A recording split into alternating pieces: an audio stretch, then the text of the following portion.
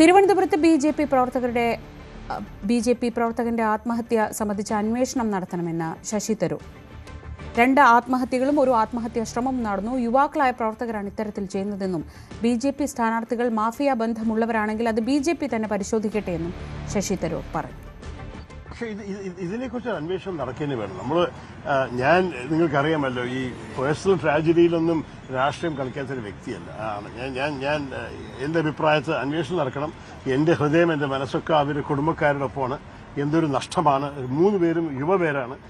ഈ യുവ ആൾക്കാർ ഇങ്ങനെയൊക്കെ ആത്മഹത്യ ചെയ്യുമ്പോൾ അത് നമ്മളെല്ലാവർക്കും ദുഃഖം തോന്നും. നമ്മുടെ സ്വാമീയത്തിനകത്ത് തന്നെ ഒരു മുറിയാണത്. അപ്പോൾ എനിക്ക് ഒരു കാര്യം മാത്രമേ പറയാനുള്ളൂ. രാഷ്ട്രീയം വേണ്ടെങ്കിലും നല്ലോണം അന്വേഷണം നടക്കണം. എന്താണ് ഫാക്ടേഴ്സ്, എന്തുകൊണ്ടാണ് ഇത് സംഭവിക്കുന്നത്, എന്നിട്ട് എല്ലാ കേസിനെ കുറിച്ച് ജനങ്ങൾ മനസ്സിലാക്കിയ ശേഷമാണ് പിന്നെ നമുക്കൊരു ക്ലീൻ റിപ്പോർട്ട് പബ്ലിക്കിന് മുമ്പിൽ. അത് ബി.ജെ.പി അന്വേഷിക്കണ്ടേ?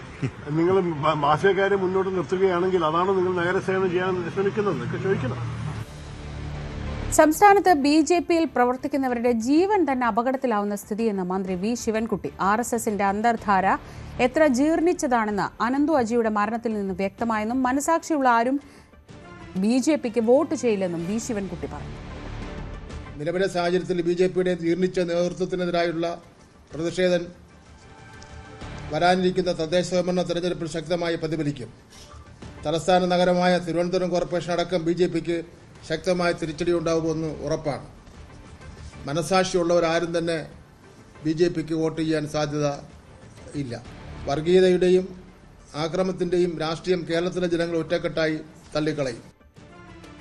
വി ശിവൻകുട്ടിയും ശബരിനാഥനും രാഷ്ട്രീയ വിദ്വാൻമാരെന്ന് രാജീവ് ചന്ദ്രശേഖറിന്റെ പരിഹാസം. അവരുടെ രാഷ്ട്രീയമല്ല താൻ പ്രയോഗിക്കുന്നത്. കെ മുരളീധരന്റെ രാഷ്ട്രീയം എല്ലാവർക്കും അറിയാമെന്നും അവർ പറയാനുള്ളത് പറയട്ടെ എന്നും രാജീവ് ചന്ദ്രശേഖർ പറഞ്ഞു. 70 കൊല്ലമായിട്ട് മാറി ഭരിച്ച കോൺഗ്രസും CPM-നും ഒരു ഇലക്ഷൻ്റെ മുമ്പ് വരുന്നത് ഒരു സൂയിസൈഡ് മാത്രമല്ല, ഒരു ട്രാജിക് സൂയിസൈഡ് മാത്രമേ ഉള്ളൂ. അവർ ജനങ്ങൾക്ക് വേണ്ടി എന്ത് ചെയ്തു എന്നൊരു വാക്ക് പറയണ്ടേ? 10 കൊല്ലം മുമ്പേ ശിവൻകുട്ടീൻ്റെ സർക്കാർ എല്ലാം ശരിയാവും എന്ന് പറഞ്ഞ് ജനങ്ങളുടെ വോട്ട് നേടിയ പാർട്ടിയാണ്. 10 കൊല്ലം കഴിഞ്ഞിട്ട് അവർ എന്ത് ചെയ്തു എന്ന് ചോദിക്കുമ്പോൾ എല്ലാം അങ്ങോട്ട് നമ്മൾ ശ്രദ്ധ തിരിക്കാം. അതെല്ലാം ഒരു എന്താ പറയുക, പണ്ട് കാലത്ത് നടന്ന ഒരു തല്ലിപ്പൊളി രാഷ്ട്രീയമല്ലേ? ബീഹാറിൽ കണ്ടില്ലേ? അവിടെ വോട്ട് ചോരി എന്ന് പറഞ്ഞ് നടന്ന സർക്കസ് ചെയ്ത് രാഹുൽ ഗാന്ധിൻ്റെ സ്ഥിതി എന്താണെന്ന്. ജനങ്ങൾക്ക് വേണ്ടത് ഇന്ന് അവരുടെ ജീവിതത്തിൽ വ്യത്യാസം കൊണ്ടുവരാൻ ശ്രമിക്കുന്നതും പ്രവർത്തിക്കുന്ന രാഷ്ട്രീയക്കാരാണ്. ഇതാണ് റിയാലിറ്റി. ഇവർക്ക് മനസ്സിലായിട്ടില്ല. ഇത് മനസ്സിലാവണ്ട, സാരില്ല, അത് നമുക്ക് ഗുണം. പിന്നെ കെ മുരളീധരനെ കുറിച്ച് ഞാൻ പറയേണ്ട ആവശ്യമൊന്നുമില്ല. കെ മുരളീധരൻ്റെ രാഷ്ട്രീയം, കെ മുരളീധരൻ്റെ രീതിയും, കെ മുരളീധരൻ ആരാണ്, എങ്ങനെ രാഷ്ട്രീയത്തിൽ വന്നു, എന്ത് ചെയ്തു, അതെല്ലാം കെ മുരളീധരൻ തന്നെ പറയട്ടെ. ഞാനിപ്പോൾ നോക്കൂ, ഇതിനെക്കുറിച്ച് ഞാൻ ആദ്യം മുതൽ എന്താ ഞാൻ പറഞ്ഞത്, എനിക്ക് 100% എൻ്റെ എനർജിയും എൻ്റെ കമ്മിറ്റ്മെൻറ്റ് ജനങ്ങളോടാണ്, വികസനത്തിനോടാണ്, ഈ നാടിനെ നന്നാക്കാനാണ്. ഇവർ പറഞ്ഞതെല്ലാം ഞാൻ ചാടി പിടിച്ച് അവരെ റെസ്പോൺസ് കൊടുക്കാൻ തുടങ്ങിയാൽ എനിക്ക് ഇതിന് സമയം ഉണ്ടാവില്ല. എനിക്ക് അതിന് ഒരു താല്പര്യമില്ല. അവർ പറയുന്നതെല്ലാം പറയട്ടെ. ആർട്ടിക്കിൾ 90 എന്ന് പറഞ്ഞ കോൺസ്റ്റിറ്റ്യൂഷനിൽ ഒരു അവകാശമുണ്ട്, എല്ലാവർക്കും പറയാൻ ഒരു അവകാശമുണ്ട്. പറയട്ടെ, അത് പറയട്ടെ അവർ.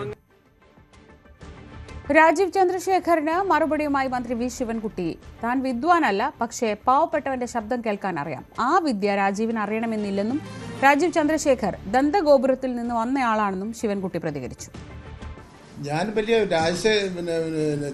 രാജീവ് ചന്ദ്രശേഖരനെ പോലെ അത്ര എല്ലാ രംഗത്തും വിദ്വാനൊന്നുമല്ല. സാധാരണക്കാരുടെ ജനങ്ങളുടെ പ്രശ്നങ്ങൾ എന്താണെന്ന് എനിക്കറിയാം. ഞാൻ വലിയ കോർപ്പറേറ്റ് മാനേജ്മെൻറ്റിൻ്റെ അല്ലെങ്കിൽ വലിയ വൻകിട മുതലാളിയോ ഒന്നുമല്ല. എനിക്ക് സാധാരണക്കാരൻ്റെയും പാവപ്പെട്ടവൻ്റെയും കർഷകൻ്റെയും കർഷക തൊഴിലാളിയുടെയും ചുവട്ടുതൊഴിലാളിയുടെയും ഒക്കെ തന്നെ ശബ്ദം അറിയാം. അവർ പഠിപ്പിച്ച വിദ്യ എനിക്കറിയാം.